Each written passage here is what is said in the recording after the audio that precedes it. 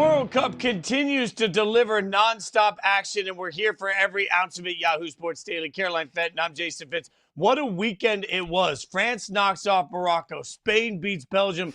England beats Norway. Argentina beats Switzerland. Caroline, I just think the one thing that might have me a little bit bummed is that we don't get any more Holland. Like, look, I fell in love with the, what did Edelman call him, the Gen Z, the Gronk. Like, I fell in love with the European Gronk. I love that, but the Stars continue to deliver and advance in this tournament. Yeah, it has been an absolute blast to watch. And I think that if you would have asked anyone in charge at FIFA, if you would have asked anyone who is a diehard soccer fanatic and a soccer purist, when you're looking at these final teams, I think that these could have been the four that any soccer purist, anyone in FIFA, anyone, could drop the ideal and perfect final teams. It would be these. So let's get a breakdown of it all from Taylor Twellman, who joins us now. Twellman, all right, let's figure it out from the outset. Which of the four teams that advanced that we just mentioned, of those results, which one was the most impressive to you? I don't know, to be honest, because I thought this entire tournament would go to chalk, Fitz. I really did. I think it's interesting that the first World Cup ever that the top four FIFA ranked teams, and by the way, guys, if you've listened to me for the last 20 years, the FIFA rankings are really, really difficult to follow and to understand. So it's kind of wild that this is the first World Cup ever that the top four seeds, top four teams all make it to the semifinals. And look at it, I would say England, because of their road, right? Like they were in Mexico, they were in Miami. It was extremely difficult in the atmospheres that they played in and where they were. That's extremely difficult. So if they pull off winning the World Cup, you're talking about beating Argentina and Messi, and then potentially Mbappe and France. That's the one that would really take the cake for me.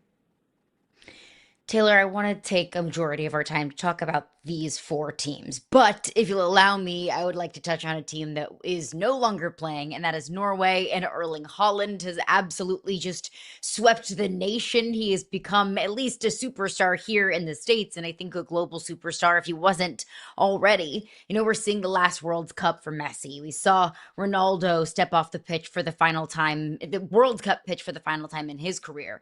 Could you make a case that Erling Haaland is that next soccer superstar? I'll make the case this way, and I think it's a great question. I really do, because I think he captivated the non-soccer audience more than any of them. And I think that's where you can really measure his, I don't know, I'm exhausted, magnitude, for lack of a better word to put it, right? He resonated. I'm leaving Tahoe from the American Century Championship this morning. Anyone wanted to talk about Erling Haaland. And I mean anyone. They didn't even have to watch the games to know who he was, right? And so I would say his stardom is the one that transcended sports, transcended the sport of soccer. I think the memes and everything else shows you guys are showing a great illustration of 25 million some odd Instagram followers. I just think, to your question, I think he captivated the non-sports audience, which it's part of the reason why FIFA wanted the largest World Cup ever to be in the United States, because we still have those people where most of the world doesn't. Most of the world knows that this is Man City's star striker. This is Nike's poster boy. This is, very interesting to me that I would say that he's probably the biggest star that transcended sports. All right, so we've got stars galore as we advance into these Final Four. Bellingham and Kane have a date with Messi on Wednesday. Star power everywhere on that one. How's it play out, Taylor? This is an interesting one, because you guys tell me, don't you feel like Messi's got a horseshoe, where?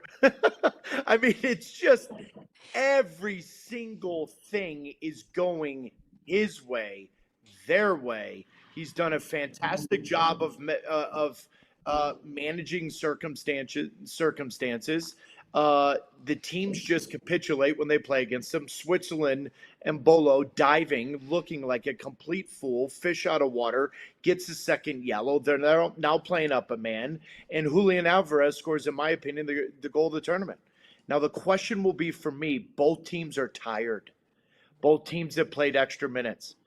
Who's got, manager-wise, a better finger on the pulse with the players coming off the bench? And I think Argentina's got a little bit more punch coming off the bench. And I also think it's just this power of this is Messi's final run. Is it expectation too high? Is there too much pressure? I don't think there's any pressure. And I know people think I'm nuts. They've already won it last time. If they hadn't won in Qatar, this would be exponentially different. They're kind of playing with house money. And that's why I feel like that horseshoe is popping up whenever they need it to be, whenever the game needs it, and he's missing penalties and still winning games and scoring goals. I think England's going to be up against it. I just do. In that air-controlled stadium in Atlanta, I just think Argentina, this is as good as it gets, guys. It really, really is. You bring up the air-controlled stadiums. I was in one of them last week for Spain and Portugal at Jerry's World, and that place was probably packed 75% with Spain fans, loud Spain fans, vocal Spain fans. So now that they'll be taking on Kylian Mbappe and France at Jerry's World, any advantage for Spain knowing that they have familiarity with that pitch? Did you fall asleep in that game? Because I did watching it. You know what? After the first hydration break, it got a little brutal. I'm not going to lie. Now, all of the drums and all of the España kept me awake, but it got brutal there for a minute. It's a tough game. I said this in 2010 World Cup and then 2012 Euros when I was covering it for ESPN. It's a death by 1,000 cuts. It is really difficult when Spain has the ball and they ticky-tack and 9, 10, 12, 14, 16, 20, 25 passes, and they're not really moving up the field. They have superstars. They have guys that can score goals. It's very interesting to me that they're going up against, in my opinion, the universal favorite around the world. France is more athletic. France is more exciting to watch. I think France has captivated the American non-soccer audience. So how many of those fans are in the stadium, to your question? So I don't know. Spain may be overall the best. But in my opinion, of the four teams, and I say this with so much respect, they'll be the most boring team to watch. So they don't really get the attention that the other three teams do. And yet here we are talking about the reigning European champions. So I don't know what Dallas Stadium is going to be, because I think the French, the Allez Bleu, has been really captivating a lot of the I would say, affiliated World Cup fan. I think the French will have a backing. I think they're the universal favorite. I think Mbappe and Dembele and Olise and everybody else, they have the formula to frustrate a team like Spain when Spain, if I'm not mistaken, guys, have they given up a goal yet? I don't think they have. So this French team is the team that can unlock that, right? So that gets very interesting to me on whether or not Spain has majority of the ball. I think this is. Yeah. Actually, now that I think about it, Spain gave up one goal. It was Belgium. It was 1-1 in the quarterfinals. Sorry. I was making my 72nd par in the American Century Championship to not finish in the top three. The truth is, I will say that Spain and France, when the tournament started, I said the winner of this game wins the World Cup. I don't know if I believe that if it's Argentina-Spain in the final. But I think if France wins this, I think they're favored to win the final. All right, so then we asked you about the Golden Cup before, but the Golden Boot. Who wins the Golden Boot as we get down to these final four? I mean, I'm going to give you the easy answer, guys. It's who's ever in the final. Uh-huh. So I'm going to say Mbappe, but I think we get a repeat. I think this is France Argentina.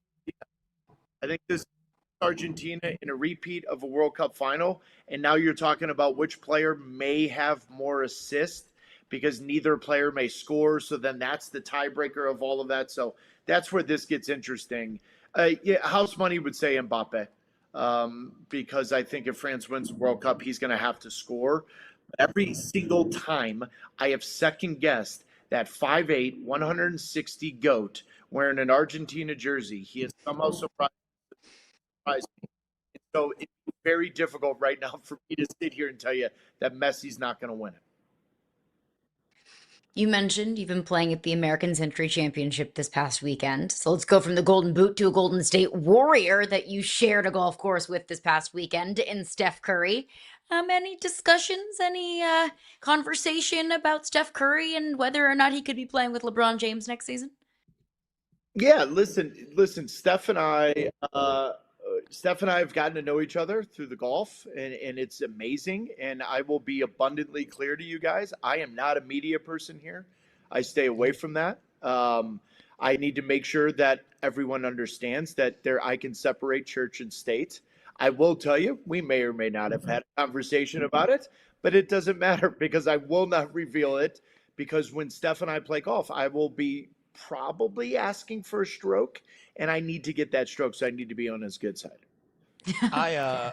Taylor, the band many years ago played at the American Century Championship. We played a concert there, and for all of the famous people. And I'll never forget, we came out to the edge of the stage, and I jumped up and down while I played a fiddle solo on the very first song of this.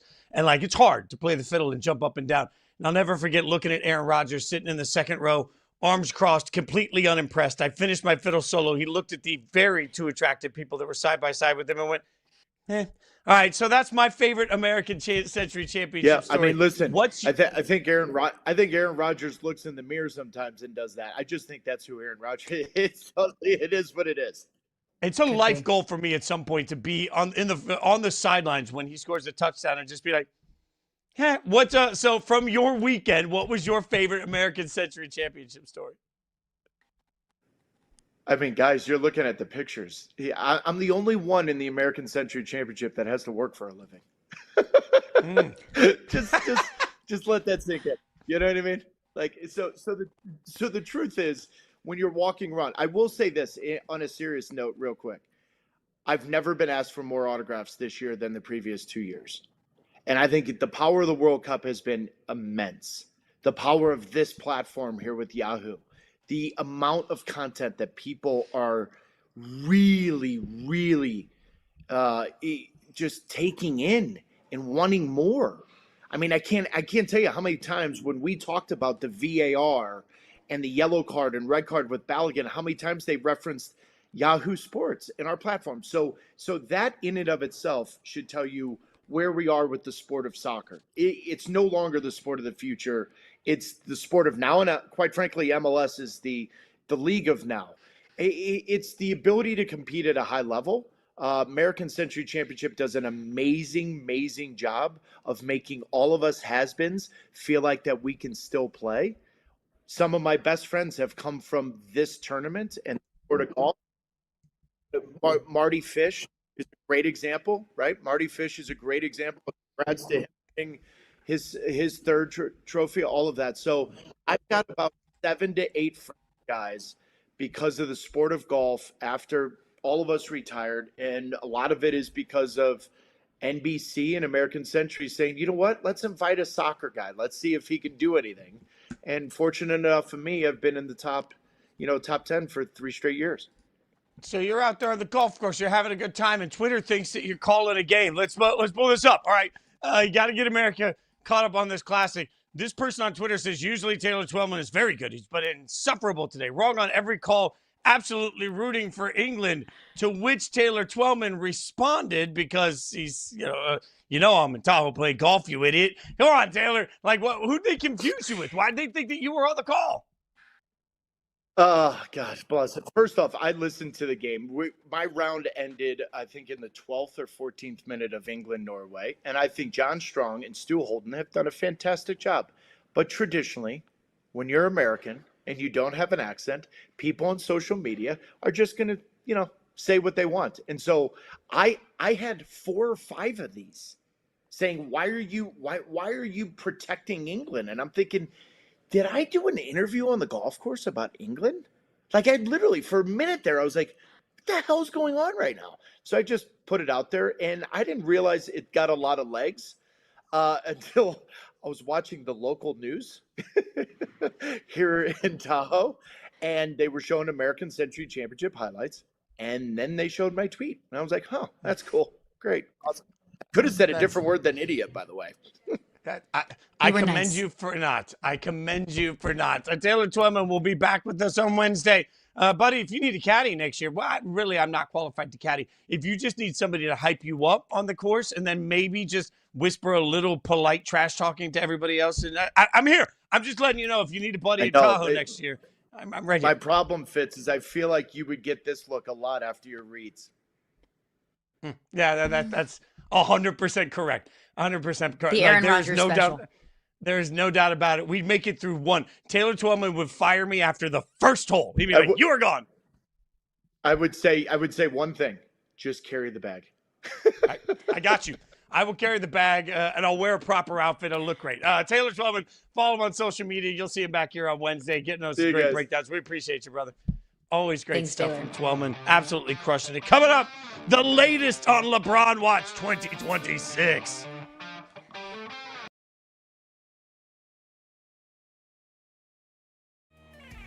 Cahoon sends the motion. The motion stops short. That was just an easy. It rips away. Cannot be stopped. What a move down to the 12-yard line. Huge catch right there. Yeah, Red Douglas, they got him open in space. You saw in the motion he hesitated. That's a tough play for a safety. He's coming downhill on a quick 5-yard route. All you have to do is make one man miss, and Red Douglas does a great job of making his man miss. Jaylen Brown is one of the 20 best players in basketball, and they just let him be traded from Boston to Philadelphia for 2 firsts, 2 seconds, and Paul George. What's the league seeing that everybody else with eyeballs can't see? I don't get it. How does 35-year-old Kawhi Leonard go for more? How does Walker Kessler go for more? It just doesn't make any sense. Jerome Johnson, standout quarterback. He's looking deep and he's throwing deep and he's got a man, and it is a touchdown. Sugar Skulls, Jerron Waters wide open for the score.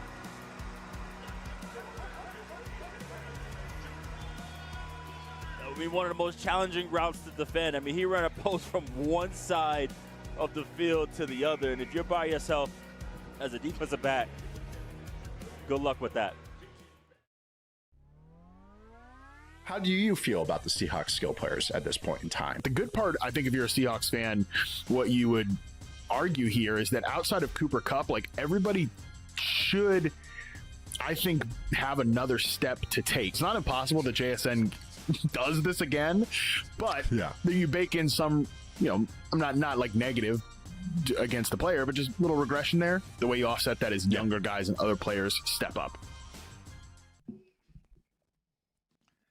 Saquon in on pitching LeBron. If you want to go out with a bang, I feel like great spot would be Philly and bring a championship to Philadelphia. You'd be remembered forever.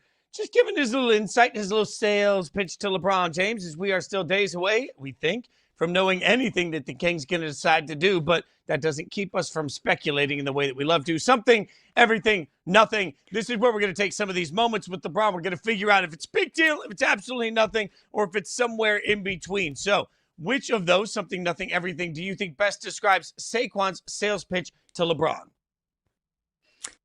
It's nothing.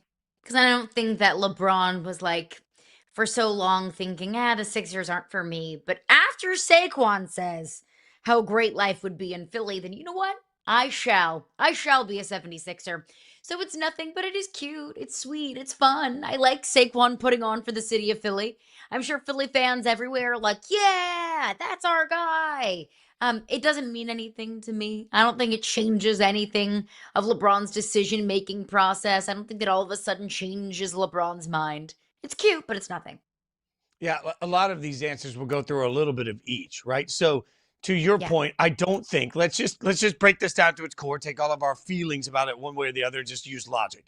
Saquon going to a public media outlet to tell LeBron how much it would mean for him to win a championship in Philadelphia. Now, if I'm LeBron, I'm out. I'm not playing. Oh, wait, Saquon. Yeah, you're right. You're making me think of things I never would have thought of by using the media and not texting me. Like, this is nothing. It is truly nothing.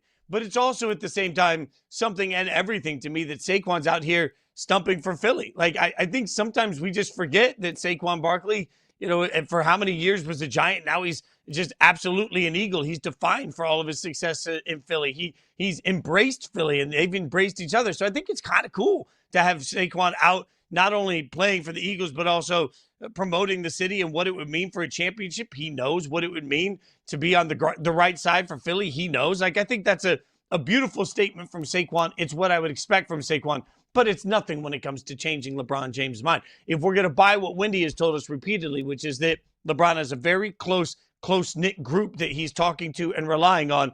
If Saquon's part of that, he's not using the media. If he's not part of it, what he says won't matter. How about the next one? Somebody that knows LeBron, somebody that texts LeBron, somebody that can talk to LeBron anyone he wants, Draymond. On the Draymond Green Show, Draymond said the following, and I quote, "I don't think there's a decision that's been made, but say if there was, I'll make you think twice about it." What do we think of Draymond's words? Something, nothing, or everything? I think it's nothing again. Call me a Debbie Downer for this, but we know that Draymond and LeBron are close. We know they're friends. We know they were on the golf course together, I think, last week. LeBron keeps everything so close to the vest. Everything that comes out publicly about LeBron, I think, is very thoughtfully calculated. It very much so goes through the LeBron James filtration system of how does this make us look? How does this push our agenda? How does this make our point be pushed further? And I'm not saying that's a negative thing in the slightest. I actually think that's a great thing about LeBron, because we know that everything that comes out from LeBron's camp comes out with intention.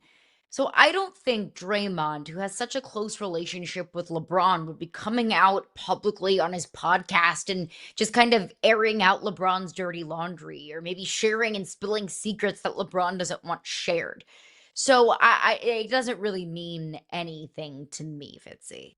Yeah, I mean, that's such a huge part. Like, communication and the way people communicate around LeBron is such a huge part of this. I'll go back to when we had a high school friend of LeBron's on this show a few weeks ago, and he talked, when we tried to ask some questions about LeBron's leanings, he made it very clear that when they all hang out, they're just talking to LeBron, the human being. They're not talking about basketball decisions. In my own personal life, one of my best friends in the world is my agent. And the number of times we sit down and say, is this a business conversation or a personal one? And if it's a personal one, business never comes up. It is completely normal in my experience with people that live elite lives. There are several people that I know that, that have been lucky enough to have substantial success in music. And you define whether or not, hey, we just hanging out, or we talking about the business. And it's very real. Like, it's quite possible to me, as close as LeBron and Draymond are, that they haven't talked about this, that they won't talk about it. It's quite possible that they have talked about it and nothing will be revealed. So I don't think there's really anything to it, but I do think that what Draymond is saying is that whether a decision has been made or not, I'm going to keep pitching him. There's something to that. So it's a little bit of everything. It's a little bit of nothing. It's a little bit of something yet again. I do think that Draymond, though, continues to use his show, reminding us that, hey, I'm going to pitch LeBron makes sense. He's going to use his voice however he possibly can. Also, not the only time that Draymond got in the news with the show. We may get to that later, but I want to get to this next. Kenny Atkinson, all right, the Cleveland coach, said the quiet part out loud Sunday evening. Joining a Cavs Summer League broadcast yesterday, he said, this is his quote, "You guys know there's a little free agency thing going on right now. That could be our real jump, and you know what I'm talking about. That's exciting, too." He says that on the broadcast, but we've heard nothing from LeBron. Something, everything, or nothing. I think it's both nothing and something for two different reasons. It's nothing from the LeBron front. But again, I'll reiterate what I just said about Draymond. Why I think what he said was nothing was because if you're in LeBron's corner, you know that you have zero right to spill his tea. So I don't think, let's just say there's a handshake agreement that's gone on behind the scenes that LeBron is coming to the Cavs. Kenny Atkinson would be a fool And maybe he is. But Kenny Atkinson would be an absolute fool for him to be making these public comments, knowing how secretive and close to the vest LeBron wants to be about all of these things. He just announced that he's going to have a docu-series following next season. So you think LeBron would be totally fine with Kenny Atkinson almost alluding to his decision behind the scenes? So that's a reason why it's nothing. Another reason why it's nothing is because he didn't really say anything. I mean, Kenny Atkinson alluded to the fact that LeBron could be a Cavalier. Don't we all already know that? Didn't we already know that Cleveland was a potential landing spot? But the reason why it's something is because Kenny Atkinson better be really careful about what he says publicly. Because if he's making all of these comments, getting everyone's hopes up, getting all the fans in Cleveland land excited about LeBron coming to the Cavs, well, then all of a sudden everyone's going to turn around and say, okay, but you got us excited. You were the one that brought this up. You were the one that was talking about this. Kenny Atkinson already, very rightfully so, is under some heat for saying, analytically, we've won 3 games. Kenny Atkinson is under some heat for the way that he managed that Knicks series, all rightfully so. So I don't think he's in the best of graces with the fan base already. And if Cleveland doesn't land LeBron, this just makes him look worse. I want to be careful how I say this. Smart people can do stupid things. It doesn't mean you're stupid. It just means smart people can do stupid things. Kenny Atkinson has already proven that in front of a microphone, he may be a very smart person, but he sometimes does stupid things. When you are in the middle of a playoff series that you're losing and you start talking about the fact that by analytics you are winning, what you are showing is that you just don't have the innate ability to read the room. You just don't have the innate ability to understand action, consequence to your words. So now take this to what we've just seen. Now you have Kenny Atkinson on a summer league broadcast talking about things he probably shouldn't be addressing. And when he's addressing it, based solely on the fact that when he's been in front of the microphone before, he hasn't really understood words have power. I'm looking at this saying either he doesn't understand that by saying something, he could be ruining something, or by saying something, he could be firing up an entire fan base and putting himself even farther behind the 8 ball. If you are, while a smart person, if you are unaware enough in front of a microphone to step up when you're losing a playoff series and talk about analytics and why you're actually winning when the result doesn't support that, then you are also unaware enough to sit in front of the microphone, make that statement, and when your PR team comes up to you afterwards and say, "What are you doing, coach?" say, "What? I have any idea. I didn't think of that." I think that's why this is frustrating for Cleveland fans, because all Cleveland fans want is the answer that he's coming back to Cleveland. But everybody wants closure of this chapter, and what I continue to go back to is what Brian Windhorst told us last week on this very show, that any speculation right now is just speculation. None of us know. I don't believe, if we're keeping it that close to the vest, I just have a hard time believing that there's any chance that LeBron has let it leak and Kenny Atkinson is out here letting the microphone at Summer League ruin his next announce. I doubt it. All right, we'll keep breaking it down because it was a wild weekend in Vegas. Plenty more to get to from Summer League. But coming up next, Victor Cruz going to come in. We'll get his thoughts on LeBron, but also on the Giants and everything NFL.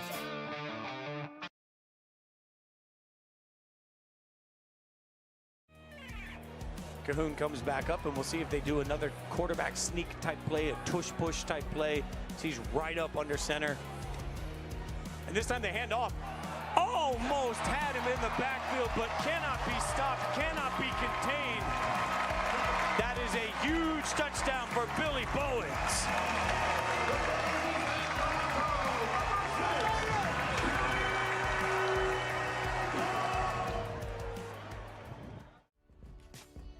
How would you describe that guy who was sitting here in August? Well, truth be told, it's what you said. I was crushed. I wasn't sure how to feel about it, everything. It's like you have this dream, as a kid to be somewhere, and you really, really feel like you're supposed to be there. And you know what's working and you know what doesn't, but you're willing to try to keep making it work. I can't even be mad or frustrated about how things have happened. I've had experiences in my life since August that would have not happened had I stayed. 2024 IFL MVP Jerome Johnson, second game ever as a Tucson Sugar Skull, facing this 3rd and 11. Steps up, fires deep, and Lofton's there. One-handed catch, touchdown Sugar Skulls. Are you kidding me? Yo! That was nasty right there. I thought he overthrew him. I really did. And then he just reached out, bang, grabbed it. The starting price for a low 4-star. So low 4-star would be, we could be talking the 350th best player in the country. $350,000. So 300 to 400 individuals a year, let's say roughly, are getting a 4-star ranking. $350K on average? That feels correct. I saw that number and I thought, it seems low. That was my reaction. Ross. LeBron James tweeted out, Victor Cruz going nuts on the Jets tonight on Monday Night Football. Undrafted rookie from UMass. He's going to have a job this year for sure. Yeah, he had more than a job. Had a hell of a career, and that's LeBron tweeting that after his 7th NBA season. Now he's about to embark on his 24th NBA season. So, Victor Cruz joining us now, my friend. Appreciate your time this morning. All right, so look, that created a friendship. You know LeBron. You've been around LeBron. We'll get to football. We'll get to golf. Any you want to break any news with us? You got any idea where LeBron's headed? I got no breaking news here. I promise you that. But if I had my opinion, I can give my opinion. And in my opinion, I think he goes to Golden State, man. I think he goes. I think those Olympic times when he was down there with Steve Kerr and Steph Curry and that Olympic team, I think that really saw something in him. I think he would like to play for Steve Kerr. I think he likes the atmosphere and the culture that's been created in Golden State. And I think he's already friends with Draymond. So I think that's where he wants to go and spend the rest of it. He won't have to move. He'll just be a couple hours away. Nobody has to uproot their houses or do anything crazy. So I think go, as much as I would like for him to go to Cleveland and have that farewell kind of tour, and the city of Cleveland would love to have him back. But I think Golden State might be the answer. Once upon a time, I was so dead set that Golden State was the landing spot, and now I don't even know what to believe in the LeBron sweepstakes. But I mean, LeBron, we know, will at least play 24 seasons in the NBA. He's 41 years old, still playing at an incredibly high level.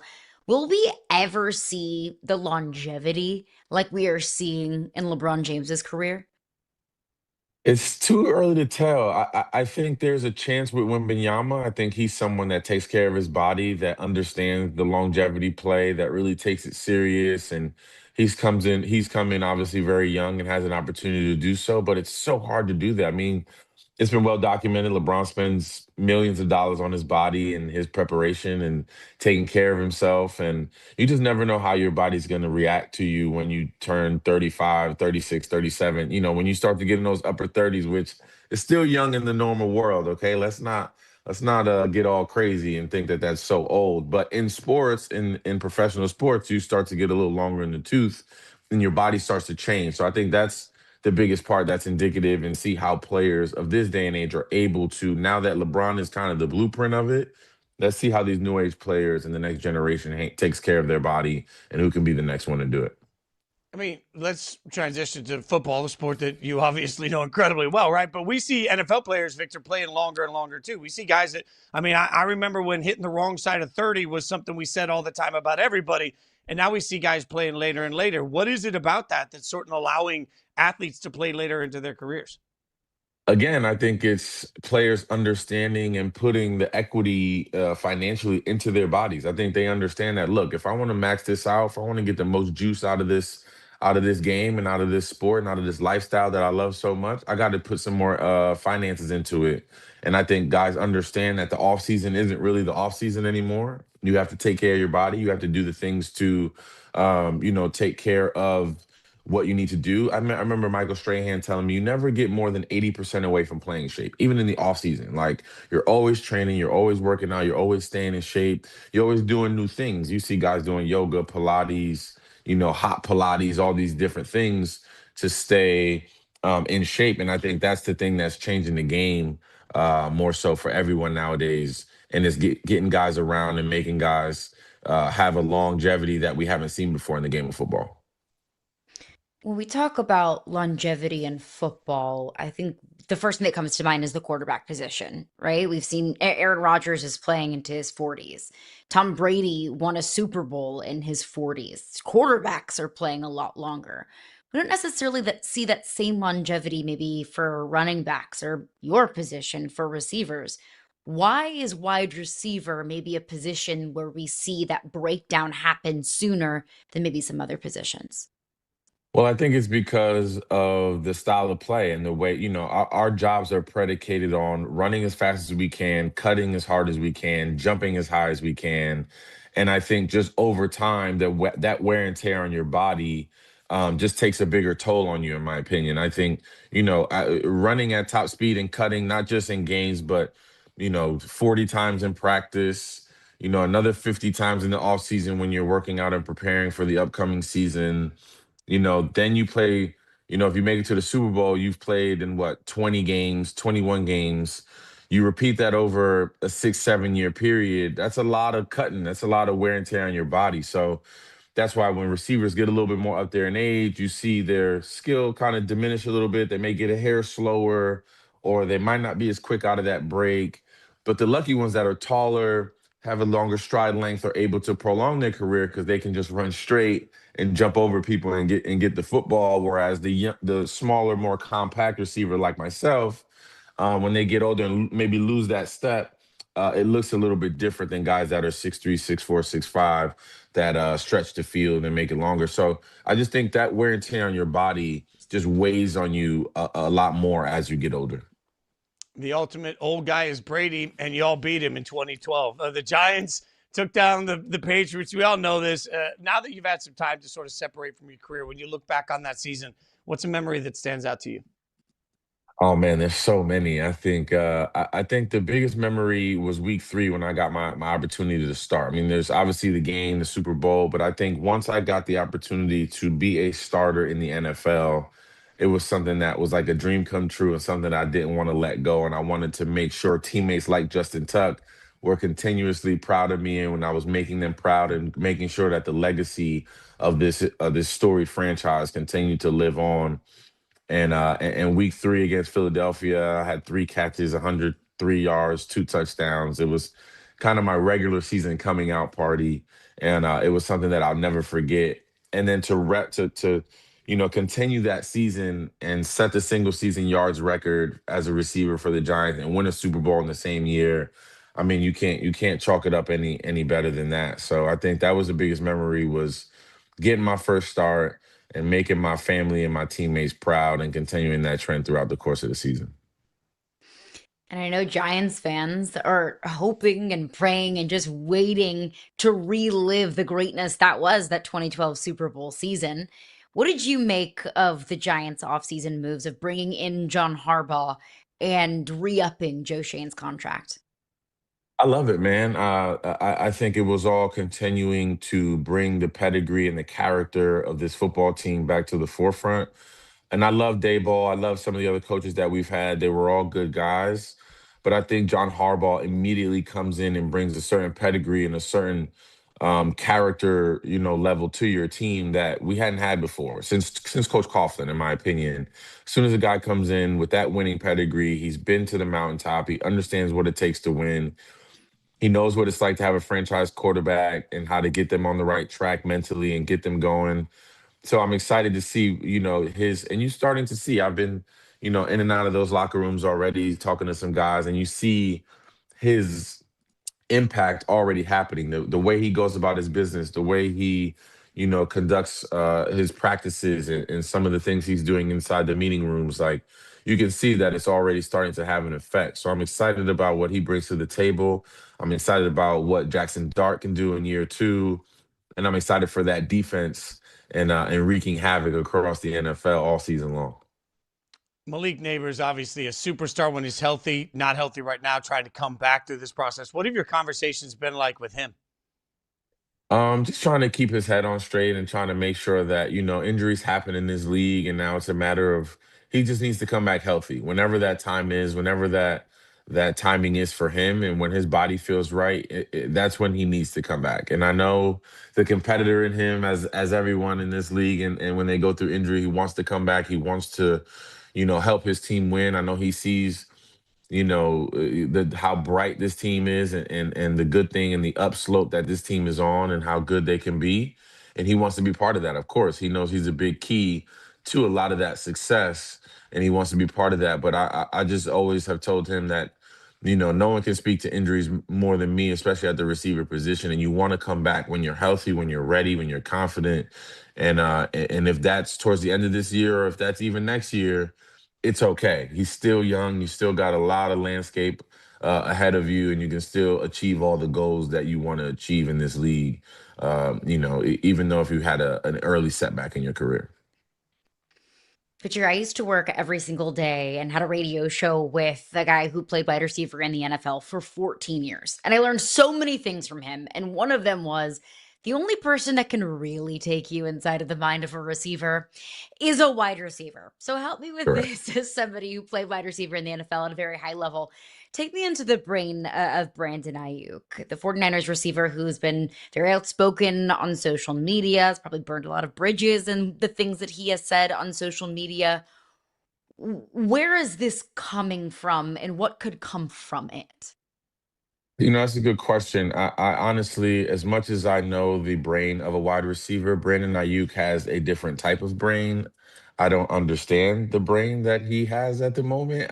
Some of the things that he said have begun to, I think they can only begin to alienate yourself from the NFL, not only other teams and them wanting to bring you into their respective locker rooms. I think that, some of the things he said aren't things that are going to help you if you're trying to stay in this league and continuing to try to make money for your family and for yourself, and put yourself in a position to be successful long term. So I think he was in a position where he was hurt, and he understands that in this league, those things are going to happen, and the finances are going to take care of themselves. And somewhere there was a disconnect between him and the front office and coaching, because even when you're hurt, you're still around the team. You still come around. You're still in the locker room. You still want to be part of it. You're still trying to ingratiate yourself as much as possible. And I think he did the complete opposite. I think he wanted to go count his money, and they paid him a lot of it. And I think he felt confident in that and wanted to stay and relish in that and not really give back to the organization that gave him that money and that gave him that opportunity. And he wanted out. And I already saw he's saying things about the quarterback, Jalen Daniels in Washington, and having some things to say there. So I'm not understanding where he's trying to go career-wise and where he's trying to go in this next journey of his career. But I know he wants to play. I imagine he's healthy now after some significant time off, and he's ready to go prove that again. But I think it'll do him some more good to try and figure out where he wants to go and focus on that, and do less talking on social media and less conversations about his finances and his funds and where he wants to go and what he wants to do, and focus on the game a little bit more so he can get back to that super productive wide receiver that we've seen him be over the course of his early career. All right, speaking of next opportunities, you've got a new opportunity, less contact sport involved. Now, golf, I know you love it. All right, what can you tell us about the People's League? First and foremost, how does the People's League work? What is it? Man, People's League Golf Tour is, I've got my own team, and hopefully we can continue to win and do some good things. But they're comprised of different teams owned by different entities, whether that's celebrities like myself and Ja Rule, or people in the YouTube golf world that have come through and bought teams and things of that nature. So it's just like Country Club Adjacent is a very good example of that. Guys that have their own platforms on social media and come through and own a team on our end. We've had many different tour stops already thus far. We're very excited about Lake Tahoe, our Tahoe stop, which will be on YouTube this coming week. Very excited about how that's starting to plan out and how that's being received so far. So I'm super excited. I've fallen in love with the game of golf about 4 years ago. I was one of those COVID golfers. And then now to see the game explode and to be part of something like this has been really incredible, not only to better my golf game and be around other phenomenal golfers, but to advance the game and show other kids in cities that may not be aware, and see how fun this game is, to see it in a different light. And I think that myself can bring some light to that. We even have a creator golf tryout, if you will, where October 4th out in Lake of Isles in Connecticut, we're going to have kind of a competition of sorts. We'll have 9 players, 3 teams of 3, and we're going to go out and compete and see if they can earn a roster spot in People's League Golf, which obviously you can win money and there's different prizes, and the format's ever evolving, but there's finances and money out there for you to win if your team is successful, and that's what we want. We want guys to come out and have a good time, and for the right amount of funds, and go out there and show your worth on the golf course. This is electric. Victor, if you were putting together a dream foursome for the golf course of wide receivers, you're part of it. You pick your 3. Who are you putting with you? Who's playing golf? Wide receivers only with Victor. Okay, wide receivers only. I'm going Larry Fitzgerald because I played with him a couple times and I owe him some money, so I'm trying to get back to even with him.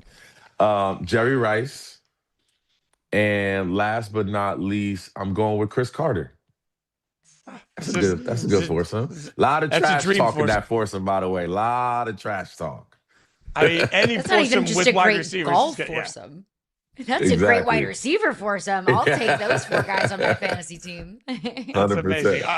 This is amazing. You guys can check it out on YouTube. You can check it all out. People's League Tour Stop 2 episodes going live next week. You can watch Stop 1 from Whirlwind now on YouTube and Yahoo, where treats are people in store. Sorry, I'm reading. I can't read in front of me. People's League Tour Stop 2 episodes going live next week. Victor, I still can't read all these years that I've been doing. That's a tongue twister. That's a little tongue twister. It is. It got me tangled up. When you're in Connecticut, drinks are on me. I appreciate you, my friend. Thank you so much for hanging out with us.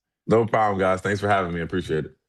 One more time, I'm going to figure out how to say this. People's League Tour Stop 2 episodes go live next week. Watch Stop 1 from Whirlwind now on YouTube and Yahoo. See, I can figure it out.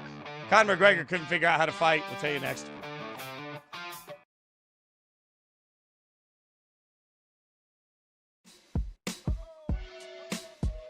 In today's modern baseball, can a reliever like Mason Miller win a Cy Young?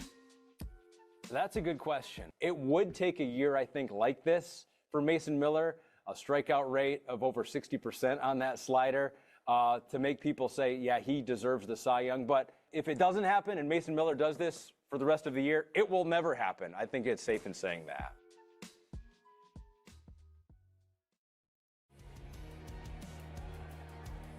Got to get a touchdown on this possession. Stepping up Garrett. Garrett surveying. He wants it all. End zone Flavors is there, but it's pulled away by Cook. Cook pulled it out of the air and out of the hands of Flavors for a Northern Arizona touchdown. That just happened. In my mind, I'm thinking INT, ball game's over. Marlon Cook says, give me this. I need it. No referee should ever want to be the difference maker in the fight. We want the fighters to settle that. And you get a lot of people talking about, hey, you should be taking points for this. Every groin shot should be a point taken. Every eye thing should be a point taken. And you look and you go, I wish I could give you a taste of that, because you would hate it. There would be a lot of fighters losing that did not deserve to lose fights based upon the way you want me to do something. Who is your breakout candidate for this year? Kind of think Isaiah Likely with the New York Giants is a really good candidate this year. Kind of wide receiver room that could rotate a little bit and be useful players, but they don't, to me, have one dynamic. Even Fields, who I like, I don't know that he's going to be like a dynamic guy that right off the bus, round 3 rookie, leads the team in targets. I think that could actually be Isaiah Likely. Tight ends on their second contracts have been good bets to make. I think Likely is a good bet to make this year.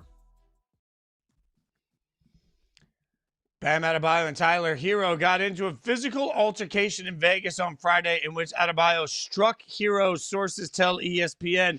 That, from Shams, what happens in Vegas stays in Vegas. Sometimes Vegas, the epicenter of the sports world over the weekend.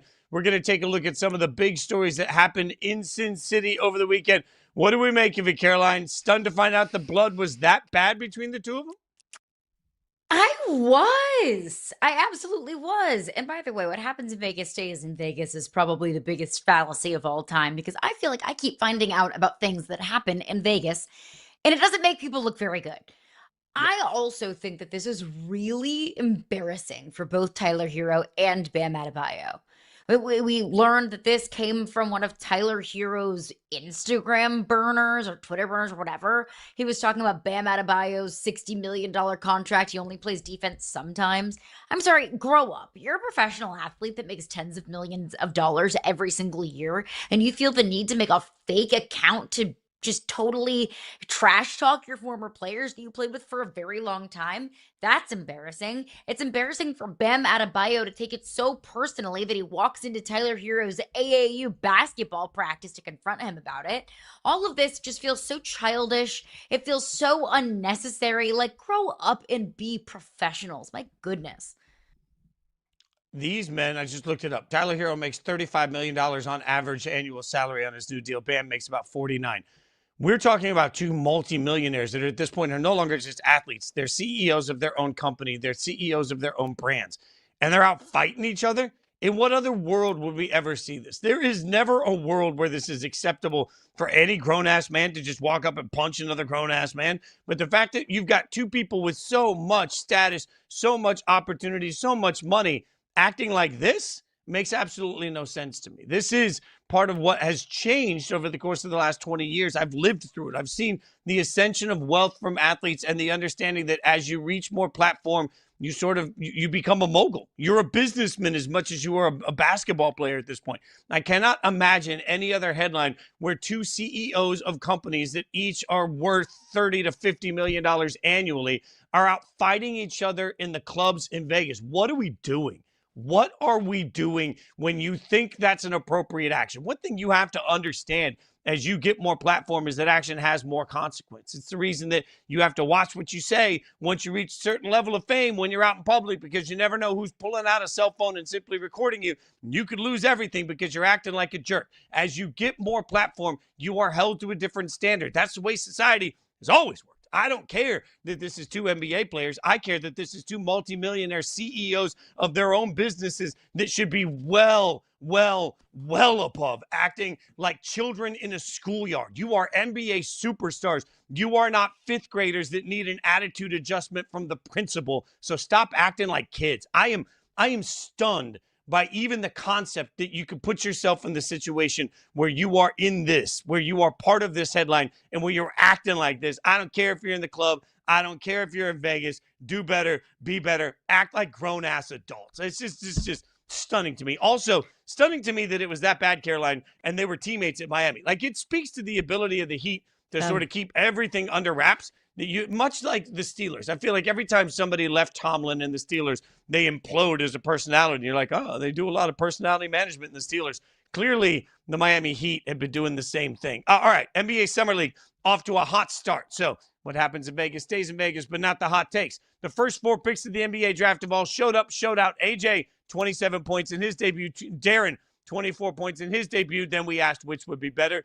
Booze, 23 points in his debut. Now, Caleb Williams, 35 points. So, in what feels like a daily exercise, is the Bulls' youngster already proving that he should have been a top 3 pick? No, this is NBA Summer League. Like, we don't change our minds, nor should we change our minds or completely recalculate our brains for what shoulda, coulda, woulda been just because of one night out in NBA Summer League. No, these games don't matter. Like, yes, it's fun because it's the only basketball that we have right now. Yes, it's fun because it's July 13th and we're hitting a lull in the sports calendar. But it's not what you do in NBA Summer League that makes everyone change their minds or make everyone feel wrong about their evaluations pre-draft. It's what you do over the next 5 years. You know, if Caleb Wilson ends up winning a championship in Chicago because he's the reincarnation of Michael Jordan, sure, then we can have a conversation about that. But for right now, no. Also, it's not like he was that far out of the top 3 conversation. Sure, the conversation of top 3, it was Cam Boozer, it was Darren Peterson, and it was AG DeBonsa. It was those 3, and it was just kind of slice and dice it however you want. But Caleb Wilson was very much so firmly in that number 4 conversation.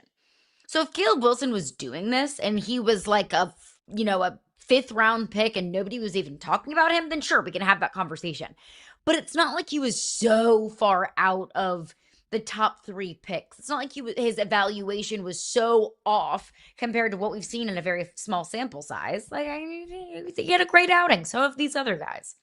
Yeah, we will not get Filipowski on this show. I will continue to slightly disrespect the name of Kyle Filipowski, who so far has had a nice little run. It has not been bad, but he was the Summer League MVP last year. My constant reminder to you that nobody last year was saying, I don't want Cooper. I don't want Con. I've got Kyle. I need a stamp that says won't be Filipowski. All right. Nobody cares. We might not be Filipowski, but we were tricked by what was a wild night in UFC as we continue to go through this. Conor McGregor absolutely shocked the world over the course of the weekend because he was in the ring for seconds, mere seconds, in his return to the ring. The second kick he even tried, looks like he blew out his knee. It's created all sorts of conspiracy theories about whether or not he was actually healthy when he entered the ring, whether or not he was hurt when he got into the ring. I don't know, Caroline, what do we make of the McGregor re-entrance into the ring? Underwhelming. And I think a sign that it's time for Conor McGregor to just go away. Hang it up. You're done. There was a time where Conor McGregor garnered audiences of like 3 million in pay-per-view. That is astronomical. There was a time where Conor McGregor was bigger than the sport itself. There was a time where Conor McGregor was captivating audiences globally. That time has passed. He turns 38 years old tomorrow, and I will not be wishing him a happy birthday. In fact, I hope he has a really sucky birthday. I'm sure he will. And we saw last night a fight that was hyped up, but really even not that hyped up compared to what we used to get from Conor McGregor. It was kind of just like a fleeting topic in the sports world over the past weekend. It didn't compare to the World Cup, doesn't compare to LeBron's free agency saga. So even the hype doesn't even match what we used to see from Conor McGregor, and the fight surely isn't what we saw from Conor McGregor, because even when he went into the ring, he didn't even look right. So he tears his ACL, or what looks like he tore his ACL. He's going to be 38 years old. He's done. It's time. Hang it up. The fight world has moved on from Conor McGregor.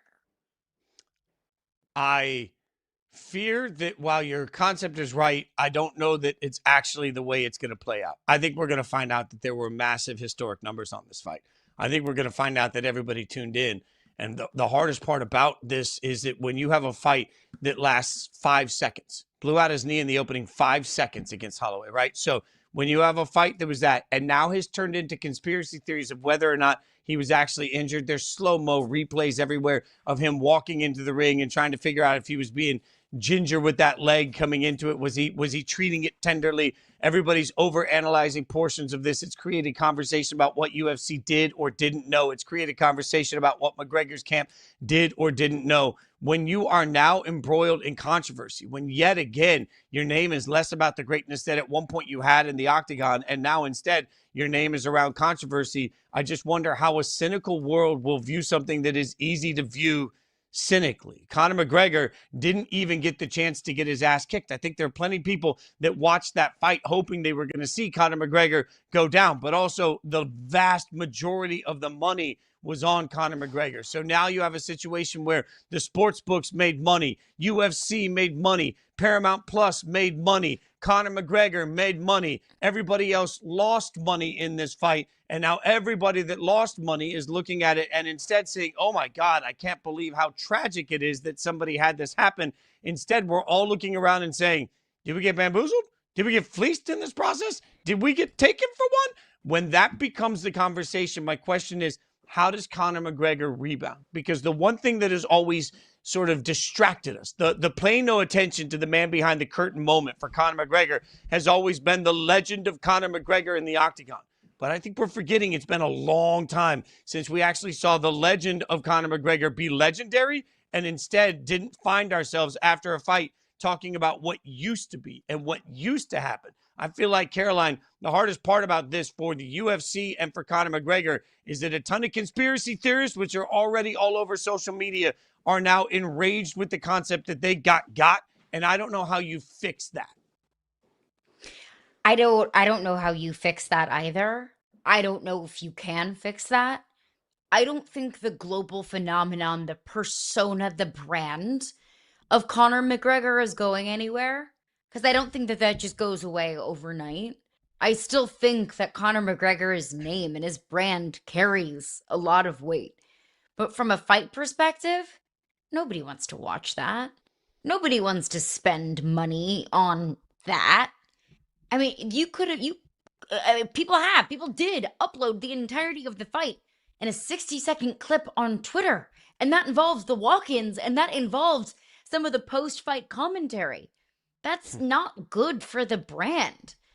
And while I do think Conor McGregor, who he is, the persona, is good for UFC, fights like that just simply aren't. But here we are talking about it on a Monday morning, and what was a really fun and exciting and jam-packed sports weekend, because that's what Conor McGregor does, whether I like it, whether you like it or not. Yes, his name still carries weight, but when it comes to the actual fight, when it comes to the actual product that people are spending money on, he's a shell of what he used to bring for this sport. His greatness created a spectacle. Unfortunately, no greatness is left. Only the spectacle is. And that is never a solid foundation for the future for an athlete or for the sport that they represent. Plenty more to come from the wild chaos that we had over the course of the weekend in Vegas. But coming up next, we're going to figure out what to make of the All-Star Game. Controversy everywhere, not about who's in, but who's deciding not to be in.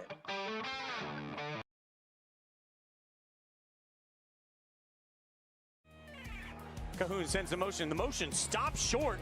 That was just an easy, it rips away. Cannot be stopped. What a move down to the 12-yard line.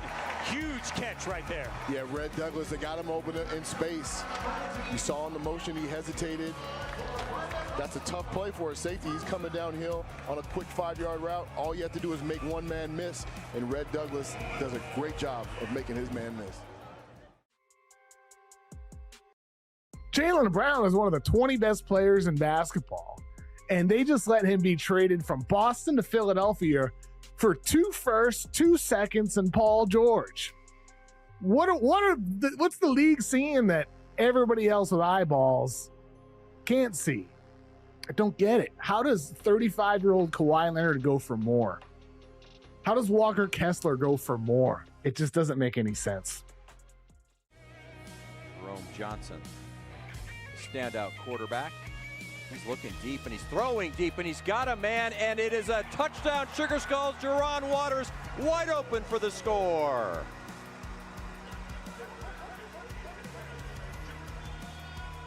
I mean, one of the most challenging routes to defend. I mean, he ran a post from one side of the field to the other, and if you're by yourself as a defensive back, good luck with that.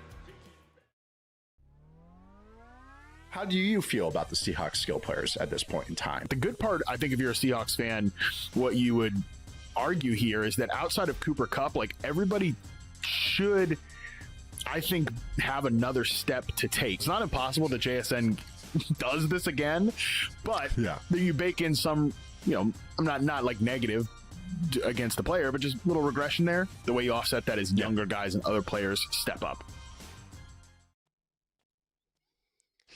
Cam Schlittler's declined pitching in the All-Star game. He's fully healthy, expressed concerns about pitching in the game on his usual throw day. He wants to make sure he's good for the second half. He'll still be at the event, but has decided not to participate in the actual game. Russ Dorsey of Yahoo MLB back with us now. So Cam Russ not pitching in the game because he wants to stay on his normal routine. Zach Wheeler, different reason, but also not pitching. What can you tell us about the Phillies pitcher and why he said no?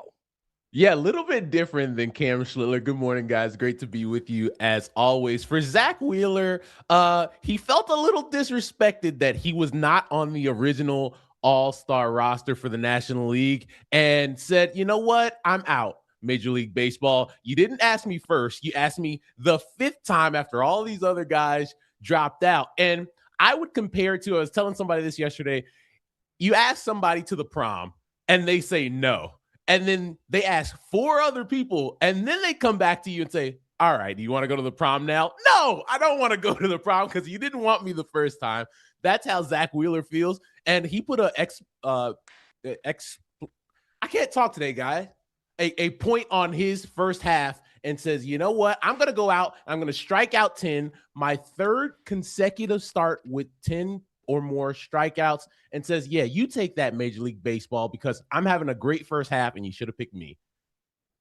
Exclamation is too hard of a word. There on we a go. Monday morning. There we go. It's early. Thank you. I mean, We can all agree it on was that. Oh my a God. truly valiant effort. Right. It is too difficult. It's 10:04 a.m. on a Monday morning in July. All right, let's let's be easy on ourselves today. We already knew though that Jacob Mizorowski was going to be missing the All-Star Yeah. game. What we did not know though would that be he would be missing out on a potential Skeens Mizorowski showdown yesterday. What did you make of him not starting on what was a normal start day for him? Look, Jacob Mizorowski has had a phenomenal first half as well. He's currently the NL frontrunner for the Cy Young Award, but he has more innings pitched so far this season in the first half than he's ever pitched as a professional. I wrote a feature on Jacob Mizorowski last week, and if you look at his story and his timeline, he just hasn't pitched as much as other guys. Only pitched 1 year at his junior college, didn't throw a ton during the minor leagues, and then last year, they had him in the rotation, they had him skip some starts, they had him in the bullpen, and then this year already at 111 innings and has the most strikeouts in all of Major League Baseball. The Milwaukee Brewers, and I talked to some people up in Milwaukee last week, they expect him to be the engine of what they do in the second half as they try to make another push for the postseason. And so you want Jacob Mizorowski to be healthy. Everything is structurally fine with his arm, his shoulder, his elbow, all those things. But you don't want a guy to be run down at this point in the season. And so you say, look, we're going in the first half. You're going to have some extra days to get some rest during the All-Star break. Take that time to get your body to 100% recover so you can come out strong in the second half. Isn't that the right approach? I mean, Russ, hear me out. Like, we've got a moment here where Miz is missing a game. We talked about the All-Star game. We were talking about the guys deciding not to participate in the All-Star game. But we also live in a society where the only thing we seem to want to matter at all is championships.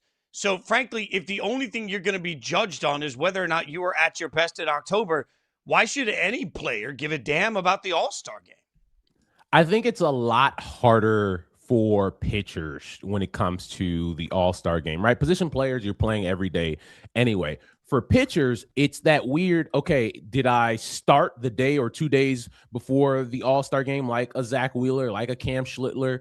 And that means when the game actually rolls around on Tuesday, am I on my normal day that I would start, or am I in the middle of that recovery period, which is usually a guy's bullpen day, where they're okay throwing that day because they would throw in the bullpen that day anyway, which is usually why guys only throw 20, 25 pitches in that All-Star game. But it doesn't make a ton of sense if there's already wear and tear on your arm. And for a young guy like Jacob Mizorowski or a young guy like Cam Schlittler, who have already reached their most innings ever as pros, it doesn't make a ton of sense to try to push that guy, especially when they're coming off of a start already. And for Jacob Mizorowski, the Brewers say like he's had some trouble recovering after starts, so it makes no sense to try to push it. There are other guys who are fresh, who can pitch in the game, and it's on their regular schedule. But for a guy like Miz, it doesn't make sense to get that guy off his routine with as good as he's been. We had the Major League Baseball draft go down over the weekend. The first 3 picks kind of went chalk, but why was the number 1 overall pick particularly amusing to you? Here's my thing, guys. Major League Baseball has tried to do everything to make you care about the MLB draft, right? They have people in person. They've moved it to these big venues. The last thing you can have, guys, is for the commissioner of your league to butcher the name of the number 1 overall pick, who's been the front runner to be the number 1 overall pick for the better part of the last 2 years, guys. We've been saying Rock Chalowski for 2 years, and Rob Manfred gets up there and says, the Chicago White Sox select with the number 1 overall pick in the 2026 MLB draft, Rock Chalewski. No, Rob. No, we can't do that. You can't want people to care about this and then make that kind of mistake. I know we all make mistakes, but you, as the commissioner of Major League Baseball, with the number 1 overall pick this is not Mr. Irrelevant in the NFL draft. It's like, I don't even know who this guy. This is the number 1 overall pick in the draft. So for that reason, that's a huge mistake for Major League Baseball there. Rock Chalewski, also great baseball name. Yeah. Oh, of course. And it's going to play well in Chicago with the Polish community. There's no, you're both right about all of that. How good will he be?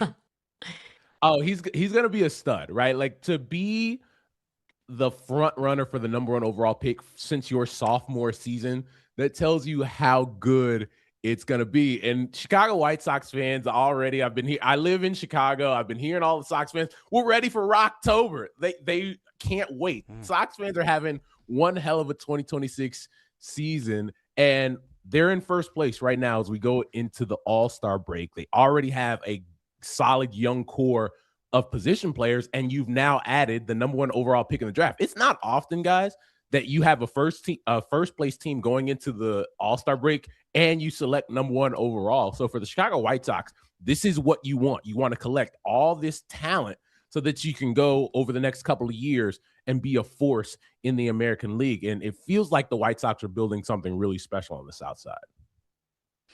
Last little note on some draft action that we saw over the weekend. The Brewers also did something that caught your eye in the draft. A couple things. Number 1, they drafted Trey and Brady Ebel back-to-back years. 2 brothers, first round, back-to-back years. That does not happen too often. Obviously, their dad, Dino Ebel, third base coach for the Los Angeles Dodgers, who everybody out there, they can watch tonight in the Home Run Derby. He's going to be throwing to Bryce Harper, but that's pretty cool to have 2 brothers both drafted in the first round of the MLB draft. Usually we see stuff like that in the NBA or the NFL. It's pretty cool to see that in Major League Baseball. And then Karsten Sabathia, son of CC Sabathia, taken in the 20th round by the Milwaukee Brewers just 15 years ago. It seems like not that long ago, his dad led the Brewers in that crazy second half after he was traded over there from Cleveland and had one of the best 2-month runs we've ever seen in Major League Baseball. So a couple pretty cool stories there in Milwaukee. Dino, by the way, has pitched twice for home run championship winners. So certainly he's going to try and go for the trifecta here. As we get into the All-Star break, the Red Sox, hot. All right, so why? What has got them turning it around? You know, Jason, I think when you look at how bad things got for the Red Sox early in the first half, like that first 8 to 12 weeks of the season, not great in Boston. Your manager, Alex Cora, gets fired. And I think when nobody is expecting things of you, you can kind of get yourself on a little bit of a roll. But I think one of the things, especially lately during this 9-game stretch, like they've just been able to play good all-around team baseball, and they've started to believe in themselves.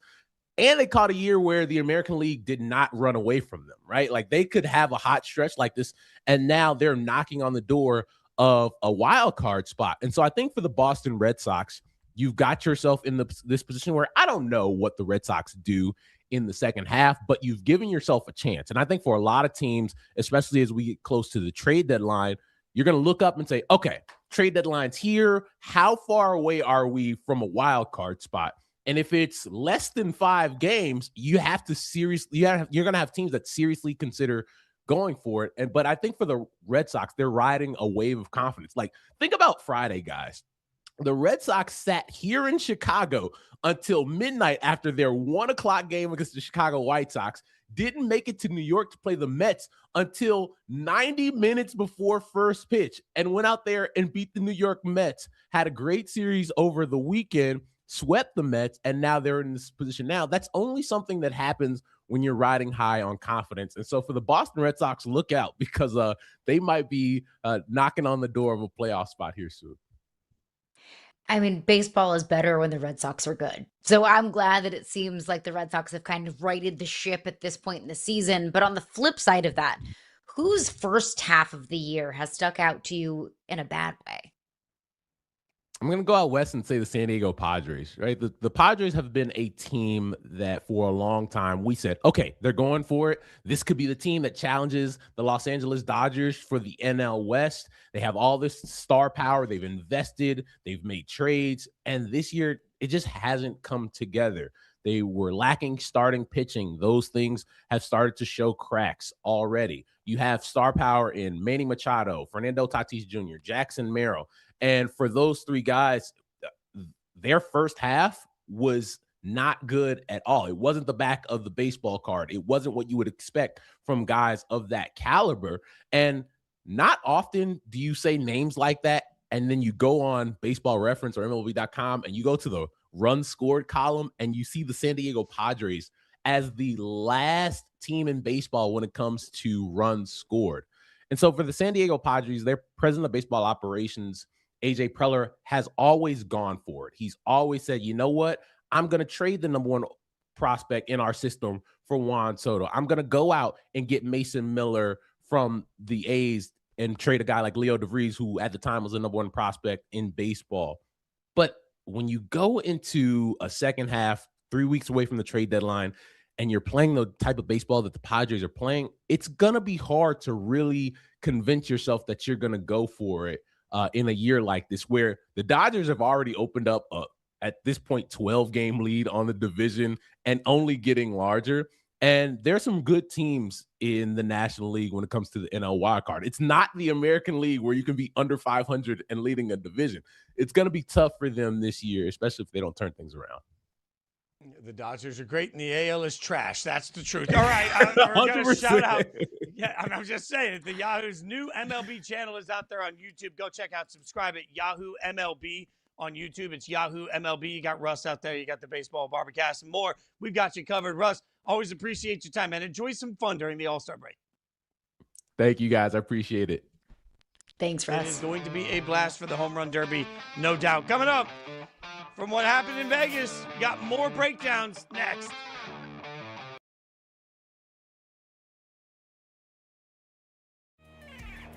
Cahoon comes back up, and we'll see if they do another quarterback sneak type play, a tush-push type play. He's right up under center. And this time they hand off. Almost had him in the backfield, but cannot be stopped, cannot be contained. That is a huge touchdown for Billy Bowens.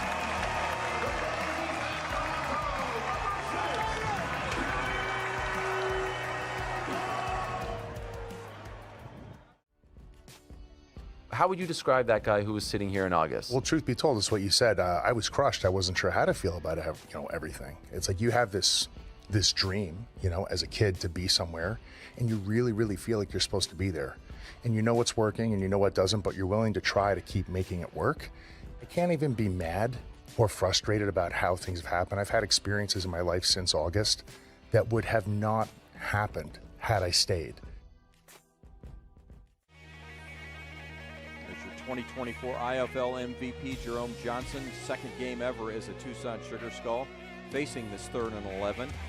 Steps up, fires deep, and Lofton's there. One-handed catch, touchdown, Sugar Skulls. Are you kidding me? Yo! That was nasty right there. I thought he overthrew him. I really did. And then he just reached out, bang, grabbed it. The starting price for a low 4-star. So low 4-star would be, we could be talking the 350th best player in the country. $350,000. So 300 to 400 individuals a year, let's say roughly, are getting a 4-star ranking. 350K on average? That feels correct. I saw that number and I thought, it seems low. That was my reaction. Ross.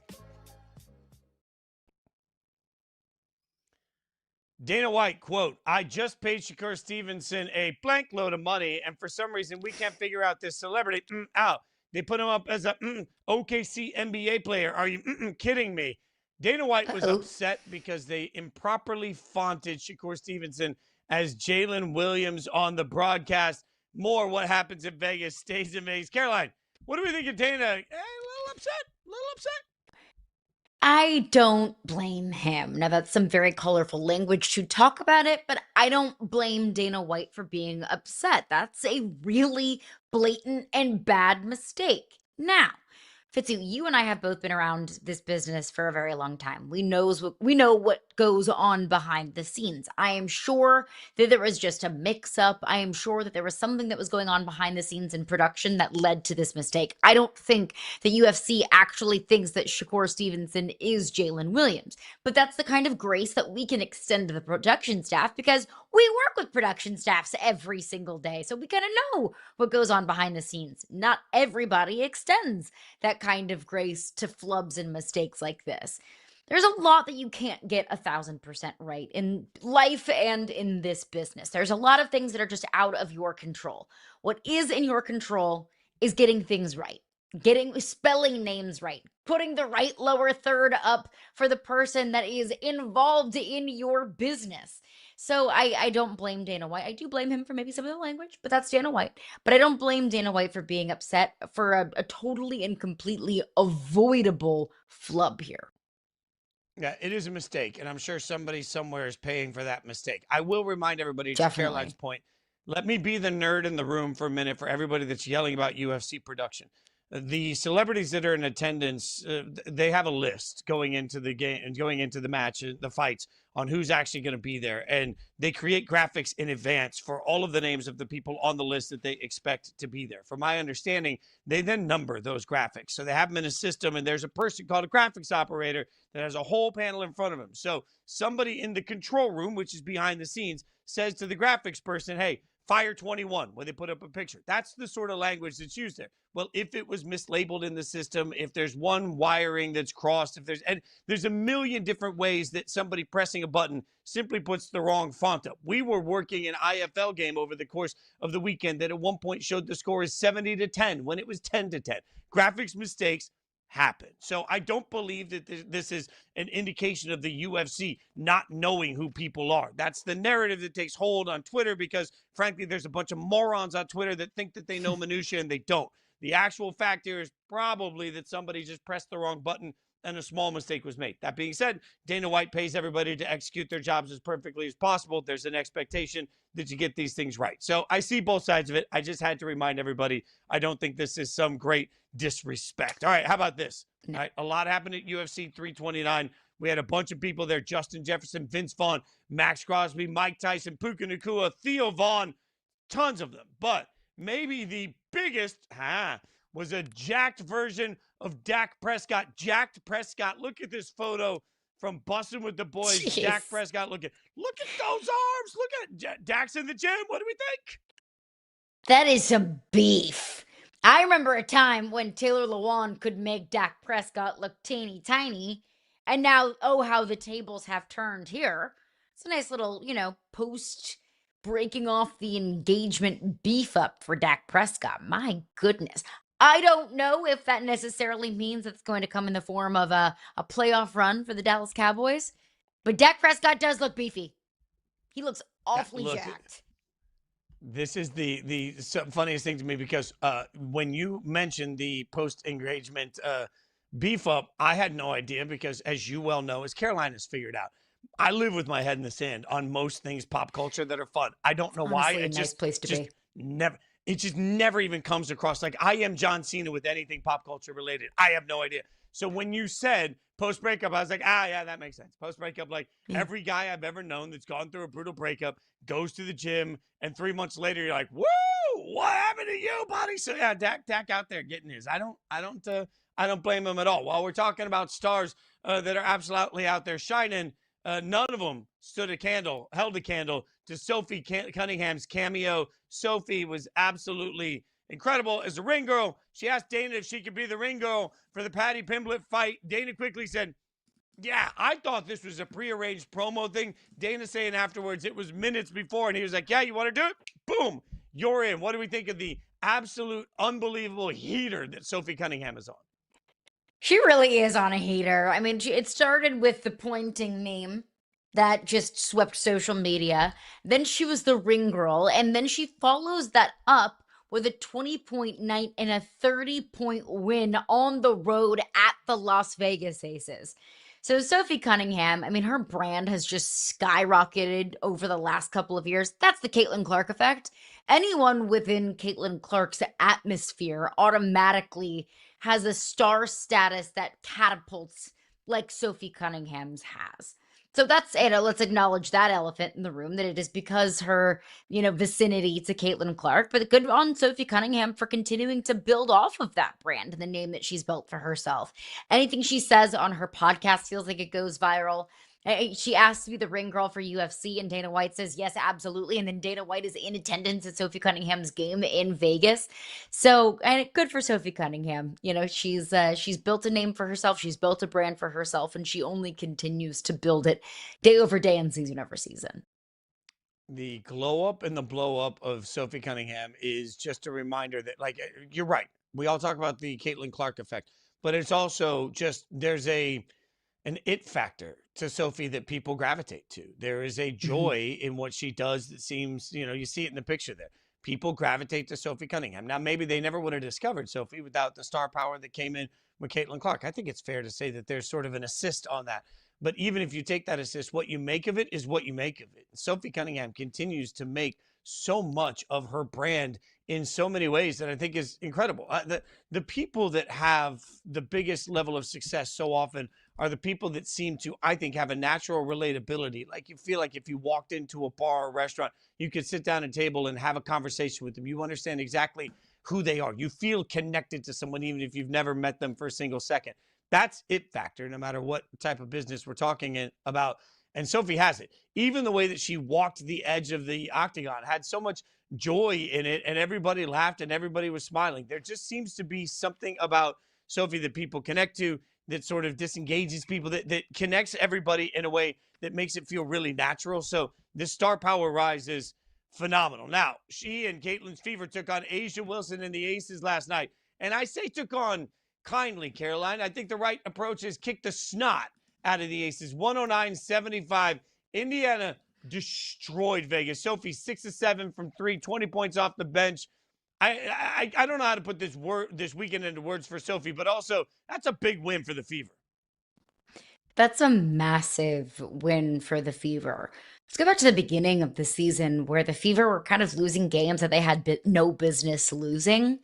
And then they've started to improve upon their defense when Caitlin Clark gets a little bit more healthy and is able to be on the court more consistently.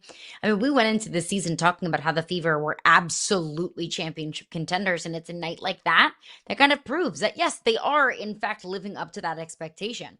And if we just want to, go off of Sophie Cunningham, we see right there she was 6 of 7 from beyond the three-point line. I think Sophie Cunningham is really starting to build herself a 6th Woman of the Year type of resume, because that is not her first 20-point off the bench performance of this season. She did it against Toronto last month.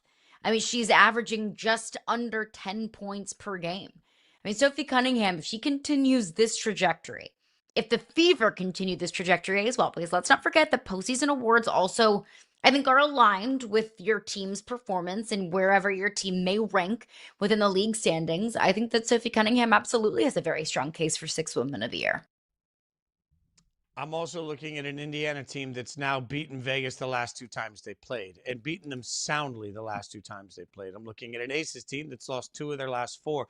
I'm looking at an Aces team that been beaten twice by Indiana. They've lost twice to New York. They've lost to Dallas. The Aces so far this year, when they've played some of the better teams, have not always played their best. Certainly, you and I have been very calm about not putting a lot of panic on it, but my God, at some point, we do have to look at the Aces and say, I know they'll turn it on whenever they turn it on, but they haven't been able to get that done yet. All right, before we go from Sin City to Sinner, we have Jannik Sinner beating Alexander Zverev to defend his Wimbledon title. Joker admitted he felt old in his semifinal loss. Does the men's tennis now belong to Jannik, or will Alcaraz have something to say about it to you, Caroline?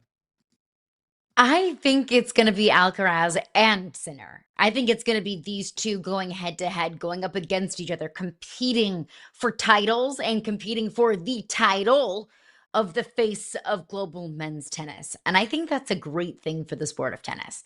Dominance is something that I think is so easy for all of us to resonate with, to and kind of resonate with. And surely if you have one player that's just above and beyond the rest of the field, well, that's easy to kind of root for. What we also love as sports fans is a rivalry. What we also love as sports fans is competition.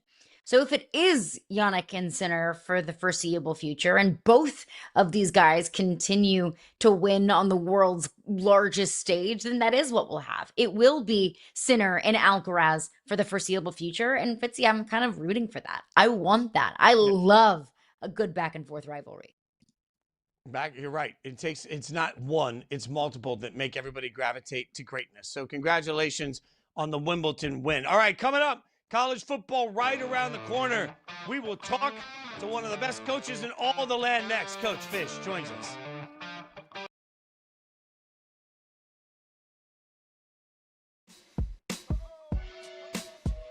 In today's modern baseball, can a reliever like Mason Miller win a Cy Young? That's a good question. It would take a year, I think, like this for Mason Miller, a strikeout rate of over 60% on that slider, to make people say, yeah, he deserves the Cy Young. But if it doesn't happen and Mason Miller does this for the rest of the year, it will never happen. I think it's safe in saying that.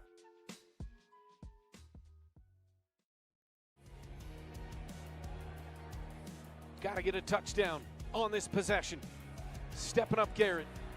Garrett surveying. He wants it all. End zone Flavors is there, but it's pulled away by Cook. Cook pulled it out of the air and out of the hands of Flavors for a Northern Arizona touchdown. That just happened.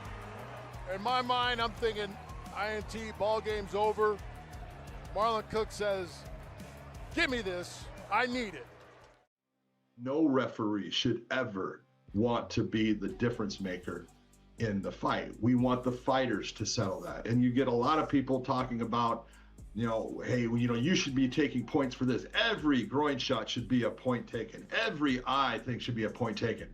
And you look and you go, I wish I could give you a taste of that, because you would hate it. There would be a lot of fighters losing that did not deserve to lose fights based upon the way you want me to do something. Who is your breakout candidate for this year? Kind of think Isaiah Likely with the New York Giants is a really good candidate this year. Kind of wide receiver room that could rotate a little bit and be useful players, but they don't, to me, have one dynamic. Even Fields, who I like, I don't know that he's gonna be like a dynamic guy that right off the bus, round 3 rookie, leads the team in targets. I think that could actually be Isaiah Likely. Tight ends on their second contracts have been good bets to make. I think Likely is a good bet to make this year. Washington's Jedd Fisch revealed why Damon Williams would plan to enter the transfer portal. The program told him they'll pay him an extra $2 million if he goes in the portal. And the kid's 19 years old. He's been welcomed back by the team with open arms. Coach joins us now, Washington head football coach Jedd Fisch. What's that process like for you, where you're talking to a kid and you're trying to make sure that you honor what is best for their life, but also you're trying to build a team? Yeah, I think, we're at a point now, we've gotten so far past that. But during that process, you never know actually the truth behind anything, right? So you don't know what people are doing or saying, but you do know the truth in our program. Damon knows the type of program we run. I love Damon, love his family, been around him for a long time. And, sometimes you get stuff thrown at you without all the facts behind it, and you don't really know exactly what's real, what's not real. But one thing that he did know was real was our appreciation and love for him, and how we felt like he was going to be a really special player for us here in the near future, and felt like this season was going to be a absolutely awesome season for him. I feel like he's got 3 years left to play if he wants to. And I think we're going to just build everything around him, and he knows that. And so it was 48 hours that we all had to deal with. But after that, we're in a great place. I mean, the college football news cycle is so crazy that all of that feels like it happened like 15 years ago. It was less than a year ago when all of this Yeah. went down, but DeMond is back and he led the team with the most leadership council votes. So what does that role entail for your team? And what is it about DeMond that has garnered so much respect from that locker room? Yeah, well, I think DeMond got here 2 years ago and came in as really a 17-year-old. He was very young when he got here and learned from Will Rogers and really built a really strong tie with Will. And our team saw that. And then when he took over the job as the starting quarterback week 10, they saw how much Will rallied behind him. And then when it was his turn last year, a lot of the success we had was based on his ability to play the position at such a high level. And then this winter, he really just took another step. And that step was more off the field. That step was more relationship building. That step was more being a leader in the weight room, a leader on the grass during the conditioning program. And that's, I think, what enabled him to really be, without question, our leader. And also somebody that everybody wanted to make sure was the top voice in the leadership council. Coach, I had the chance to talk to you a couple of years ago, and you talked a lot at the time about loving the process of recruiting high school kids, getting to know them and the fabric of who they are versus the transfer portal. The world has changed so much in the last couple of years. How do you manage to build a program now still with that concept of building a fabric of high school kids that when the transfer portal and bringing people in every year and trying to mercenary every single season is the way so many teams are winning championships right now? Yeah, we're hanging on to our roots, man. We're hanging on to our roots, and we are rarely trying to get guys in the portal. We're not losing guys very much in the portal, and we're trying to build this program from the ground up. We believe that's the best way to do it. It's also a way that, based upon where you are as a program financially. Some programs can go out and spend a lot of money in free agency, and some programs like ours have to do it through the draft, or in our case, through recruiting. So we really believe that we're going to win with younger group of players. We do not have a very old team. I saw the last couple national championship teams, and I know Indiana was the oldest team in college football. I know Washington was the oldest team in college football in 2023 when they went to the national championship. We are not that. I think we were one of the youngest in all of college football, and we were one of the only teams that started 7 freshmen. But that's just the way we're going to do it, and we're going to have another top 15, 20 recruiting class this year. And our goal is to be the best recruiting and development program in the country.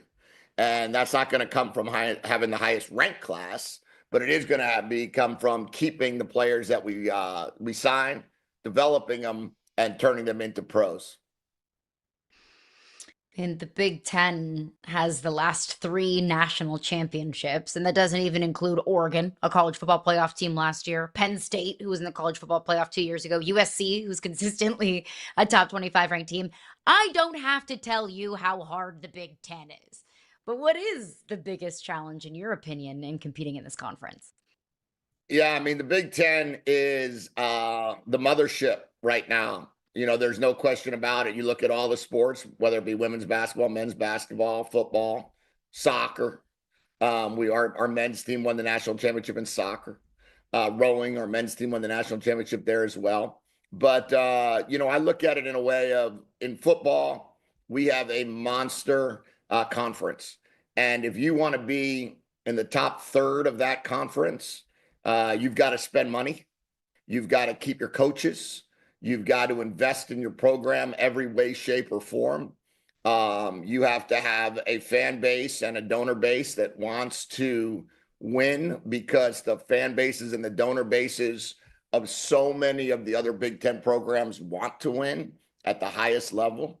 You've got to sell out your stadium. You've got to do things that are outside the comfort zone in a lot of ways if you're going to be a championship program here in the Big Ten. And I think it's just very clear. It's 2026. It's not 2016. It's not 2006. It is a whole new universe of how you operate as a program. And it's a monster investment if you want to win the Big Ten or be in that conversation of being in the top 6 in the Big Ten. And that's what you got to be. You got to be in the top third if you're going to have a chance of longevity in this conference and be someone that someone takes serious. But it's wild to me, Coach, because it wasn't that long ago that a coach comes into a program, they get a few years to establish their identity, they start recruiting, everything takes a few years, everybody understands it. Microwave success, and I'm not taking anything away from the success others have had, but when we sit here and we look in this world where all of a sudden Indiana goes from worst to first overnight, how does that sort of change even you managing the expectations of people around your program whenever we live in this world of everybody looking at everybody else and saying, well, if they're doing it, even though you have a different process? Yeah. Well, first of all, hats off to Coach Signetti. The job he did there, has done there, and is doing there is incredible. So, I'll start with that. That is a unicorn of a story in a lot of ways in terms of how they got it done. And then with that, but for us, in our situation, we went from 6 wins to 9 wins from year 1 to year 2. We only had 44 scholarship players when we arrived on campus. I didn't get hired until after the portal closed. So we were a little bit behind the 8 ball. We weren't hired in December or November. So that was a little tricky the first year to navigate. We were just coming off of, a 10-win season in Arizona. So there was a lot of momentum down there that we, had to shift a little bit. And then on top of that, now we're going into this conference where now we're going into year 3. But, some of these teams are spending a lot of money on their rosters, and they're spending a lot of money on their coaches. And we've got to be able to compete with that group if we're going to beat that group on an annual basis. And, that's really the number one goal that we have right now. What is your vision of success for Washington football this season? Well, we got a really good team. So, I certainly have a high expectation of wins and losses. I think that we have a really good opportunity to make a great run this season. I was really proud of the way we played. I think we won 4 out of the last 5 games last year. Disappointed, or 3 of the last 4, I guess, and then disappointed in how we played on the road. A couple times last season, but other times I felt like we played really good. We have a chance, I believe, to make a run, and we got to stay healthy. We've got to execute at the highest level. I think our defensive staff is excellent. Coach Ryan Walters, I've said it on record before. I think he's the best defensive coordinator in college football. And, we've got a chance to be a really, really good defense. And if we're a really good defense, then we'll win a lot of games. We could take the cue from the NFL team around the corner from us, who's about 9 minutes away, and learn from. You put together incredible defensive game plans. You execute the offense that we run. They run the same offense. And it's amazing how much success you can have. You've always been such a champion for the guys that you coach. Who's somebody on this team that you just look at and you're like, man, this kid's special and deserves recognition for being that? Yeah, I'm excited about, Jacob Manu is a linebacker for us that I'm going to bring to media day this year. He came with us from Arizona. I recruited him when he was a high school player, and he's just an elite leader, an elite player. And anybody that turns on his film will say he's going to make it in the NFL because of the way he plays. I'm really excited about Dylan Robinson, true sophomore, starting corner. His first game ever starting was against Jeremiah Smith. So that was quite a way to enter the world of college ball. But obviously, I think it starts up front, and our O-line and D-line is the best I've coached in the 6 years that I've been a head coach. So that's going to be a huge part of our success, and it all goes with how Damon goes. So it's my job this year to make sure Damon has the best year of his career. You have worked with some of the biggest names in coaching. I mean, in college football, NFL level as well. Is there one or two coaches in particular whose philosophies you've brought with you to Washington? Well, I mean, I'm really good at stealing philosophies and ideas from these guys because they're just so good, and imitation's the greatest form of flattery. And I really believe so much in our process, and it was built from all of these coaches that I've worked for, their ideas and their ways of doing things and the way they operate. That being said, offensively, we're very clear. We're from the Mike Shanahan coaching tree. That we have never deviated from that tree. Obviously, with being with Sean over at LA, it just continued to really manifest itself into what it is today.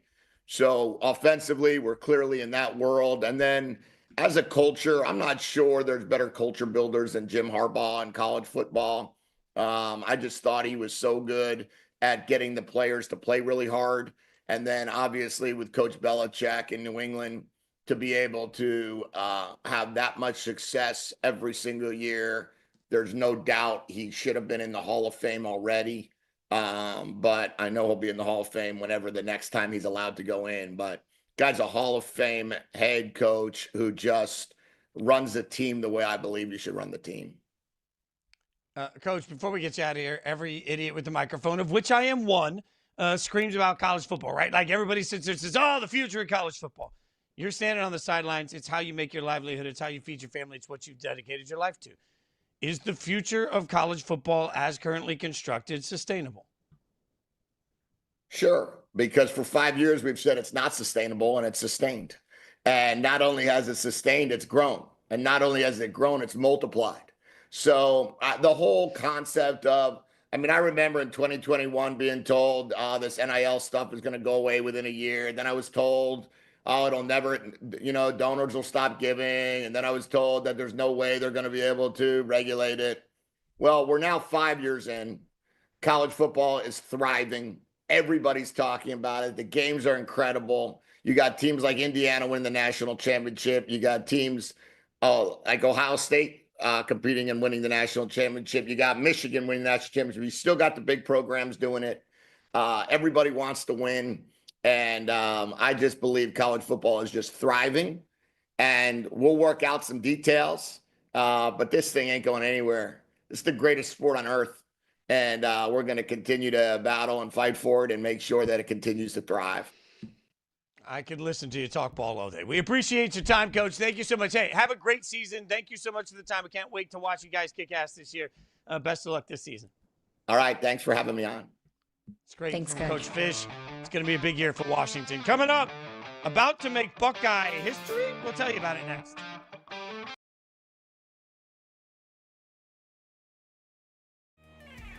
Cahoon sends the motion. The motion stops short. That was just an easy, it rips away. Cannot be stopped. What a move down to the 12-yard line. Huge catch right there. Yeah, Red Douglas, they got him open in space. You saw in the motion he hesitated. That's a tough play for a safety. He's coming downhill on a quick 5-yard route. All you have to do is make one man miss, and Red Douglas does a great job of making his man miss. Jaylen Brown is one of the 20 best players in basketball, and they just let him be traded from Boston to Philadelphia for 2 firsts, 2 seconds, and Paul George. What's the league seeing that everybody else with eyeballs can't see? I don't get it. How does 35-year-old Kawhi Leonard go for more? How does Walker Kessler go for more? It just doesn't make any sense. Jerome Johnson, standout quarterback. He's looking deep and he's throwing deep and he's got a man, and it is a touchdown. Sugar Skulls, Jerron Waters wide open for the score.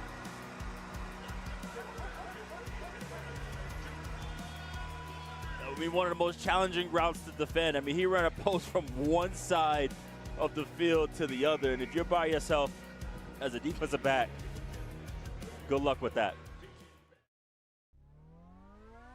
How do you feel about the Seahawks skill players at this point in time? The good part, I think, if you're a Seahawks fan, what you would argue here is that outside of Cooper Kupp, like, everybody should, I think, have another step to take. It's not impossible that JSN does this again, but you bake in some, I'm not like negative against the player, but just little regression there. The way you offset that is younger guys and other players step up. Jeremiah Smith stats needed this year to break the all-time Ohio State record. 39 catches, 341 yards, 9 touchdowns. Remember, that's to break the records, not tie it. Just last week, Yahoo Fantasy College Football analyst Eric Froton joined the show and to tell us who he would take number 1 overall, and he said, without pause, Jeremiah Smith. So, first off, go sign up now for Yahoo Fantasy College Football. Really excited for Yahoo Fantasy College Football. I don't think I've ever had as many friends hit me up to be in leagues. Yes, we will do all of them. Thank us later. But secondly, Caroline, are you buying the lock of all locks at 101, Jeremiah Smith? I mean, Jeremiah Smith is absolutely, no doubt, the best receiver in college football this year. But from a fantasy perspective, here's what would give me pause. We all know. It's so obvious. It doesn't take a PhD in college football to understand what Jeremiah Smith brings to this offense. Every other defensive coordinator on Ohio State's schedule knows that Jeremiah Smith is the best wide receiver in college football. So it wouldn't be surprising to me if Jeremiah Smith was doubled, tripled on any given down. And we're talking about Ohio State here. It's not like Jeremiah Smith is the only receiver on that team. Brandon Inniss is going to get a much bigger opportunity this year. Brandon Inniss is probably a name that you don't know now, but you will know toward the end of the season because obviously it's Ohio State. It's a crowded receiver room. Brandon Inniss has been there for the last couple of years and has just kind of been sitting back and waiting his opportunity. When, not if, when Jeremiah Smith gets doubled and tripled, I think guys like Brandon Inniss and Chris Henry Jr. are going to be wide receiver 3. I think those guys are going to get a lot more targets just because Jeremiah Smith is going to be covered up. Now, great receivers still find ways to make plays even when they're double teamed, and I think Jeremiah Smith will do that, but this is a crowded receiver room, as every Ohio State receiver room would be. So if it's not Jeremiah Smith, I would look at Malachi Toney, the wide receiver out of Miami. They don't have nearly as deep of a receiver room. They got a couple of transfers in the portal this past offseason, but it is Malachi Toney and a big gap before everybody else. And the defenses in the ACC just aren't as good as the defenses in the Big Ten. So I'm not going to say it's absolute positive slam dunk Jeremiah Smith as the number 1 overall pick because I would consider Malachi Toney as well. Yeah, the hard part about this is that I'm not sure anybody can stop Jeremiah Smith no matter how much they want to. And I trust the situation a lot more at Ohio State than I do anywhere else into this, right? So I think that the way the offense, but you're right, there's going to be more target share. And I think it shouldn't be lost. Like Eric made a great point to us that, sometimes you got to look around and look for that number 3 wide receiver, right? Like sometimes the number 3 wide receiver can pop off. And as we were prepping for this segment, I kept thinking, if there's any place where that's going to happen, Ohio State just feels we put all of the effort towards our top 2 and a third guy goes off. I can see all of us as fantasy fans getting wildly frustrated about that. I think Jeremiah Smith is going to blow up to a point that, frankly, people need to keep an eye on it because I know everybody thinks that the NFL next year is going to be top heavy at the quarterback position, but that's the same thing we thought last year was that the NFL was going to be top heavy at the quarterback position. What if Arch Manning just has another bland year? What if no quarterback really separates themselves at the top of this thing? I think Jeremiah Smith is going to be he's going to play so well that if a quarterback doesn't step up, Jeremiah Smith would be a justifiable first pick in the draft next year. That's how good I think he's going to be. So I think you're right, Caroline, that certainly if I'm game planning against Ohio State, as Harry Douglas used to always tell us, you plan for your game records. I'm spending a full day. How do I stop Jeremiah Smith? But that being said, I just don't know that anybody can stop him. It feels like they sit in a different category. That's what's going to make this Ohio State offense, I think, really special this year. This Ohio State offense is going to be special, especially considering that they have retention at the quarterback position, that they are bringing back a lot of pieces from last year's squad. I know we talk so much about Indiana and their national championship run, and look, rightfully so. Indiana did beat Ohio State in the Big Ten championship game. But let's not forget, Ohio State was the favorite, the national champion favorite going into the college football playoff. Let's not forget that Ohio State was one of the best teams in the country last year with Julian Sayin playing quarterback for the first time. He's a first-time starter for Ohio State. So Julian Sayin has an entire year, a college football playoff experience, Big Ten championship game experience going into this season, and has built that much more chemistry and rapport with Jeremiah Smith and with this entire receiving core. I don't think it's a hot take to say Ohio State's going to be one of the best teams in the country and a national championship contender. That's never a hot take, and this year is surely no different. And you know me, if there's anything we've learned in our time together, I love quarterback continuity, especially in college football. Somebody that's seen some and played some. So as Jeremiah tries to follow in the footsteps of one, I don't know, Jackson Smith-Njigba, that takes us to the Seahawks. Big news in the NFL yesterday. A group led by a San Francisco 49ers limited partner agreed to purchase the defending champions. It was announced over the course of the weekend. The selling price, this is the jarring piece for some, was $9.6 billion with the B dollars, a new record for any NFL franchise. Caroline, a staggering amount of money for, I want to remind everybody, Forbes last year did not have Seattle listed as a top 10 valuation. So they were not even in the top 10, and they just sold for 9.6. This is a staggering change to valuations for all NFL teams. It better be 9.6 billion with a B, because 9.6 million with an M would be like a Big 12 Monster Energy drink deal type of bag fumbling by all those involved with the Seahawks organization. We looked this up this morning. Last September, the Seahawks were valued at $7 billion, and here they are selling for just shy of 10, the second largest sports team sold value, just second only to the Lakers. And that's the Lakers, okay? So, and of course, the Seahawks win a Super Bowl, but I don't think that winning a Super Bowl is the difference between a $2.6 billion shift just in the course of less than a calendar year. It's 9 months since the team was last valued, but a rising tide will raise all boats. Is that the saying? So absolutely, if you're the Los Angeles Rams, if you're the San Francisco 49ers, if you're the Dallas Cowboys, if you're the owners of all of these teams that are highly, highly valued NFL franchises, you're looking at what the Seahawks are going for at $9.6 billion. No disrespect to the Seahawks, the reigning Super Bowl champions, but my goodness, they're not the Cowboys. So I'm sure that Jerry Jones is looking around and, just licking his chops and counting his billions and saying, man, oh man, what have we built here in Dallas? Well, and if you're the estate of Paul Allen, remember, he bought this team for under $200 million in the late 90s. Now, as was pointed out on Twitter yesterday, remarkably, if he had, instead of buying the Seahawks, if he had kept all that money, that same amount of money, in Microsoft stock, he would have actually had about $2 billion more. That's a crazy statement to where the world has come from the 90s to now. Yeah, 100%. But again, if you look up the valuations we've seen on these teams, the fact is, when they valued the teams last year, only a couple of teams were even valued at more than this. If the Seahawks are worth $9.6 billion, it is not insane to say that the Cowboys are worth 20. That's where we are with the valuations of these franchises. As we sat before the sale of this, there were teams like the Raiders that found themselves worth just under $8 billion, but were considered to be more valuable than the Seahawks, with doing absolutely nothing. Now, all of a sudden, yesterday, Mark Davis made $2 billion in additional equity for nothing. Nothing changed over the course of 2 days, but that franchise valuation changed that drastically, Caroline. We are in funny money world with NFL teams. I mean, the NFL is an undefeated business. Just look at that. The top 5 sports franchise sales, the Broncos were sold for just over $4.5 billion 4 years ago. We saw the very next year that value of the Commanders skyrocket to more $1 billion. So, and now we're looking at the Seahawks just shy of $10 billion. That's not just respected those respective franchises, but that's also an indication of the business of the NFL. Imagine buying the Broncos 4 years ago for $5 billion and realizing you've already doubled your money. We'll be back to cover even more of it tomorrow at 9 a.m. She's Caroline Fent. We're going to go spend our billions now. Go buy a team. Come back, see us tomorrow.